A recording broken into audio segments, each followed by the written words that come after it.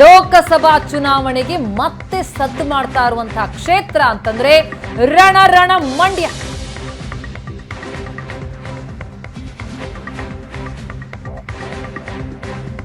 ಮೈತ್ರಿಯ ಅಭ್ಯರ್ಥಿ ಯಾರಾಗ್ತಾರೆ ಅನ್ನೋದು ಒಂದು ಕಡೆ ಪ್ರಶ್ನೆ.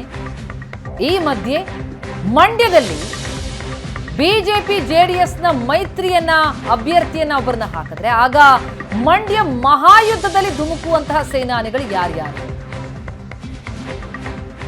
ಹಾಲಿ ಸಂಸದೆ ಸುಮಲತಾ ಏನ್ ಮಾಡ್ತಾರೆ? ಮಂಡ್ಯ ಕ್ಷೇತ್ರ ಜೆಡಿಎಸ್ಗೆ ಏನಾದರೂ ಬಿಟ್ಕೊಟ್ರೆ ಬಿಜೆಪಿ ಮೈತ್ರಿ ಅಭ್ಯರ್ಥಿಯಾಗಿ ಜೆಡಿಎಸ್ನಿಂದ ನಿಲ್ತಾರೆ ಯಾರಾದರೂ ಅಂತಾದ್ರೆ ಆಗ ಸುಮಲತಾ ಏನ್ ಮಾಡ್ತಾರೆ? ಮಂಡ್ಯದಿಂದಲೇ ಕುಮಾರಸ್ವಾಮಿ ಸ್ಪರ್ಧಿಸಬೇಕು ಎನ್ನುವಂತಹ ಒತ್ತಡ ಪಕ್ಷದಲ್ಲಿ ಹೆಚ್ಚಾಗಿ ಕೇಳಿ ಬರ್ತಾ ಇದೆ. ಹೀಗಾಗಿ HDK ಸ್ಪರ್ಧೆಯ ಒತ್ತಡದ ಬೆನ್ನಲ್ಲೇ ಸುಮಲತಾಗಿ ಈಗ ಟೆನ್ಷನ್.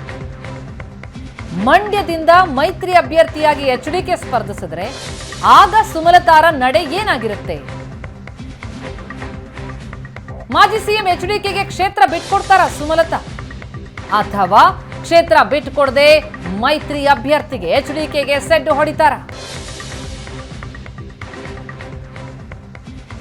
ಪಕ್ಷೇತರ ಆಗ್ಲಿ ಅಥವಾ ಯಾವ ಪಕ್ಷದಿಂದಾಗ್ಲಿ ಸ್ಪರ್ಧೆ ಮಾಡೋದು ನಿಶ್ಚಿತ ಎನ್ನುವ ಸಂದೇಶವನ್ನ ತಮ್ಮ ಆಪ್ತರ ಮೂಲಕ ಈಗಾಗಲೇ ರವಾನಿಸಿದ್ದಾರೆ ಸುಮಲತಾ. ಆದರೆ ಮೈತ್ರಿ ಅಭ್ಯರ್ಥಿ ಯಾರಾಗ್ತಾರೆ ಅನ್ನೋದ್ರ ಮೇಲೆ ಸುಮಲತಾರ ನಿರ್ಣಯ ಆಗತ್ತಾ?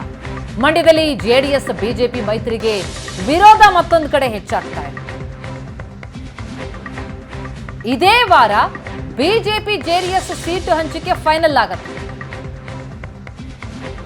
ಕ್ಷೇತ್ರ ಹಂಚಿಕೆ ಆಗುವ ಸಮಯ ಹತ್ತಿರವಾಗ್ತಾ ಇದ್ದಂತೆ ಅಸಮಾಧಾನಿತರು ಅಲರ್ಟ್ ಆಗಿದ್ದಾರೆ. ಸಂಸದೆ ಸುಮಲತಾ ಅವರ ನಿವಾಸದಲ್ಲಿ ಇವತ್ತು ಹೈ ವೋಲ್ಟೇಜ್ ಮೀಟಿಂಗ್. ಬೆಂಗಳೂರಿನ ಸುಮಲತಾ ನಿವಾಸದಲ್ಲಿ ಮಂಡ್ಯ ಬಿಜೆಪಿ ನಾಯಕರ ಸಭೆ. KC ನಾರಾಯಣಗೌಡ ಸೇರಿದಂತೆ ಜಿಲ್ಲೆಯ ಕೆಲವು ನಾಯಕರು ಭಾಗಿಯಾಗಿದ್ದಾರೆ.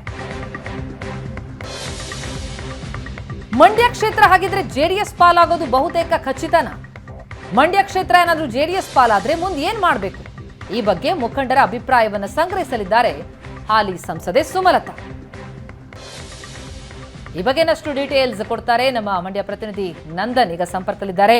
ನಂದನ್, ಜೆಡಿಎಸ್ ಮತ್ತು ಬಿಜೆಪಿ ಮೈತ್ರಿ ಮಾಡಿಕೊಂಡ ಬೆನ್ನಲ್ಲೇ ಮಂಡ್ಯ ಕ್ಷೇತ್ರವನ್ನೇನಾದರೂ ಜೆಡಿಎಸ್ಗೆ ಬಿಟ್ಟುಕೊಟ್ಟದ್ದೇ ಆದಲ್ಲಿ ಆಗ ಸುಮಲತಾರ ಹೆಜ್ಜೆ ಏನಿರುತ್ತೆ ಅನ್ನೋದು ತೀವ್ರ ಕುತೂಹಲ. ಹಲವು ದಿನಗಳಿಂದಲೂ ಕೂಡ ಇದು ಚರ್ಚಿತವಾದ ವಿಚಾರ. ಆದರೆ ಈಗ ಯಾವ ರೀತಿಯ ಬೆಳವಣಿಗೆಗಳು ಮಂಡ್ಯದಲ್ಲಿ ಕಂಡು ಬರ್ತಾ ಇದೆ? ಜೆಡಿಎಸ್ ಪಾಲಾಗೋದೇ ಬಹುತೇಕ ಖಚಿತನಾ ಮಂಡ್ಯ ಕ್ಷೇತ್ರ? ಆ ನಿಟ್ಟಿನಲ್ಲಿ ಸುಮಲತಾ ಈಗ ಆಕ್ಟಿವ್ ಆಗ್ತಾ ಇದ್ದಾರಾ? ಏನ್ ನಿರ್ಣಯಕ್ಕೆ ಬರುವಂತಹ ಚಾನ್ಸಸ್ ಇದೆ? ಹೇಗಿದೆ ಮಂಡ್ಯ?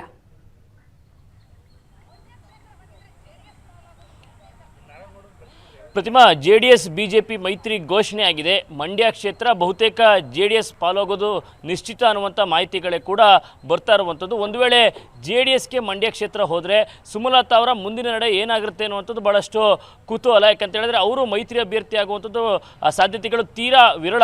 ಆ ಕಾರಣಕ್ಕಾಗಿ ಸುಮಲತಾ ಅವರು ಮುಂದಿನ ನಿರ್ಣಯ ಏನು ಮಾಡ್ತಾರೆ, ಒಂದು ವೇಳೆ ಅವರು ಪಕ್ಷೇತರವಾಗಿ ಸ್ಪರ್ಧೆ ಮಾಡ್ತಾರಾ ಇಲ್ಲ ಬೇರೆ ಯಾವುದರ ಪಕ್ಷದ ಕಥ ತಡ್ತಾರಾ ಅನ್ನುವಂಥ ಸಾಕಷ್ಟು ಪ್ರಶ್ನೆಗಳು ಕಾರ್ಯಕರ್ತರುಗಳಿರ್ತಕ್ಕಂಥದ್ದು ಇದೆ. ಅದೇ ಕಾರಣಕ್ಕಾಗಿ ಇನ್ನೇನು ಕೆಲವೇ ದಿನಗಳಲ್ಲಿ ಆ ಮೈತ್ರಿಯ ಕ್ಷೇತ್ರ ಹಂಚಿಕೆಗಳು ಕೂಡ ನಡೆಯುವಂಥದ್ದು. ಈ ಬೆನ್ನಲ್ಲೇ ಅಸಮಾಧಾನಿತ ನಾಯಕರುಗಳೆಲ್ಲರೂ ಕೂಡ ಅಲರ್ಟ್ ಆಗಿರ್ತಕ್ಕಂಥದ್ದು. ಇವತ್ತು ಬೆಂಗಳೂರಿನ ಸಂಸದೆ ಸುಮಲತಾ ಅವರ ನಿವಾಸದಲ್ಲಿ ಒಂದು ಹೈ ವೋಲ್ಟೇಜ್ ಮೀಟಿಂಗ್ ಕೂಡ ಇದೆ. ಅಂದರೆ ಯಾವಾಗ ಮೈತ್ರಿ ಘೋಷಣೆ ಆಯಿತು ಆರಂಭದಲ್ಲೇ ಡಾಕ್ಟರ್ KC ನಾರಾಯಣಗೌಡರು ಒಂದು ವಿರೋಧವನ್ನು ವ್ಯಕ್ತಪಡಿಸಿದ್ರು. ಇನ್ನೂ ಕೂಡ ಆ ವಿರೋಧ ಹೆಚ್ಚಾಗ್ತಾನೆ ಇದೆ ಹೊರತು ಯಾವುದೇ ರೀತಿಯ ಸಮಾಧಾನ ಮಾಡುವಂಥ ಕೆಲಸಗಳೆಲ್ಲೂ ಕೂಡ ಆಗಿಲ್ಲ.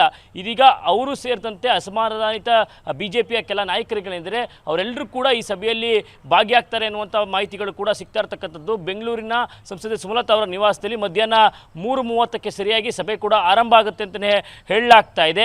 ಆ ಸಭೆಯಲ್ಲಿ ಪ್ರಮುಖವಾಗಿ ಒಂದಷ್ಟು ಅಂಶಗಳನ್ನು ಚರ್ಚೆ ಮಾಡಲಿಕ್ಕೆ ಈ ಎಲ್ಲ ರೀತಿಯ ಪ್ಲಾನ್ಗಳು ಕೂಡ ಆಗಿದೆ. ಅಂದರೆ ಪ್ರಮುಖವಾಗಿ ಒಂದು ವೇಳೆ ಮಂಡ್ಯ ಕ್ಷೇತ್ರವನ್ನು JDSಗೆ ಬಿಟ್ಕೊಡೋದಾದರೆ ಸುಮಲತಾ ಅವರ ಮುಂದಿನ ನಡೆ ಏನಾಗಿರಬೇಕು ಅನ್ನೋದ್ರ ಬಗ್ಗೆ ಚರ್ಚೆಗಳಾಗುತ್ತೆ.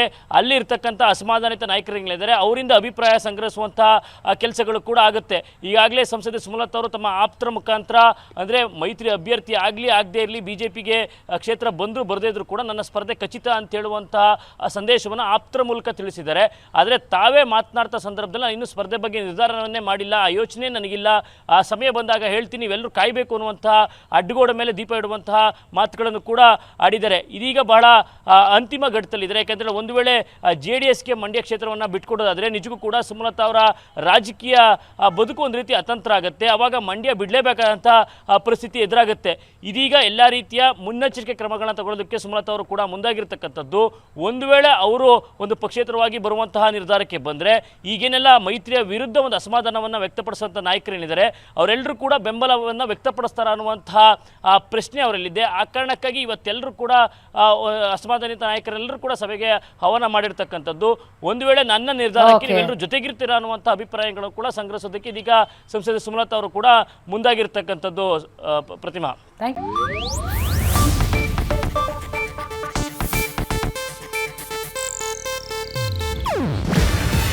ಇದು ಏಷ್ಯಾನೆಟ್ ನ್ಯೂಸ್ ನೆಟ್ವರ್ಕ್ ಪ್ರಸ್ತುತಿ. ನೀವು ನೋಡ್ತಿದ್ದೀರಾ ಏಷ್ಯಾನೆಟ್ ಸುವರ್ಣ ನ್ಯೂಸ್.